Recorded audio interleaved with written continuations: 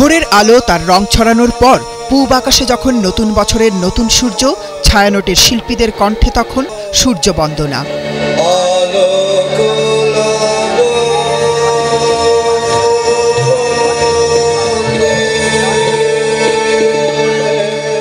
শুরু হয় বাংলা নতুন বছরকে স্বাগত জানানোর সম্মেলক সঙ্গীত।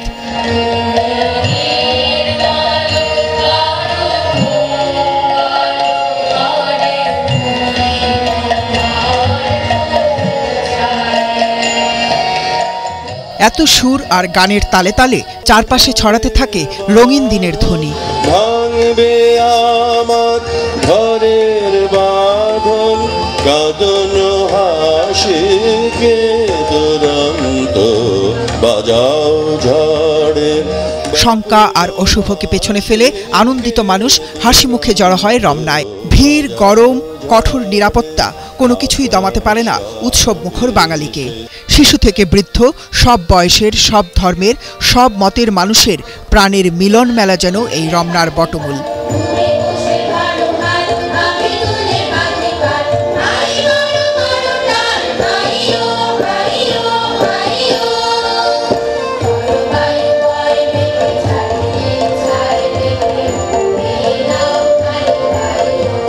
কেবল গানই নয়, ছায়ানটের আয়োজনে উচ্চারিত হয় মানুষের স্বপ্ন আর আকাঙ্ক্ষার কথাও।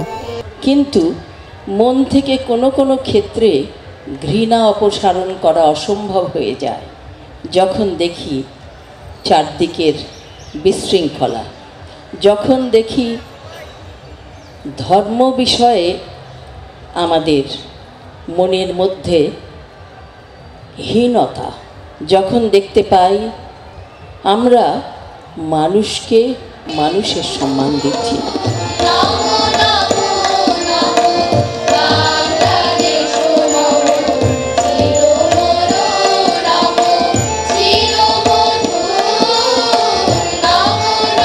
একদিন এই রমনার বটমূলে পহেলা বৈশাখকে ঘিরে ছায়ানট সংস্কৃতি রক্ষার যে আন্দোলন শুরু করেছিল, আজ তা পরিণত দেশ বন্দনার উৎসবে।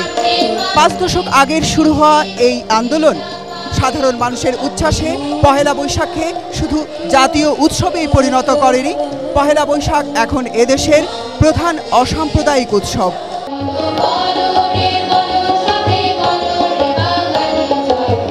ছায়ানটের শিল্পীরা এবার সম্মেলক আর একক মিলিয়ে গান পরিবেশন করেন 32টি, সাথে ছিল পাঠ ও আবৃত্তি।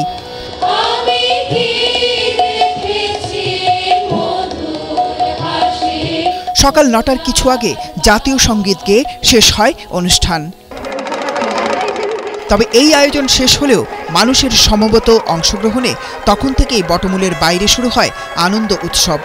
নববর্ষের সকালের রোদের সঙ্গে সঙ্গে সেই উৎসবের ঢেউ আছড়ে পড়তে শুরু করে গোটা নগর জুড়ে। মানস ঘোষ, ATN বাংলা, ঢাকা।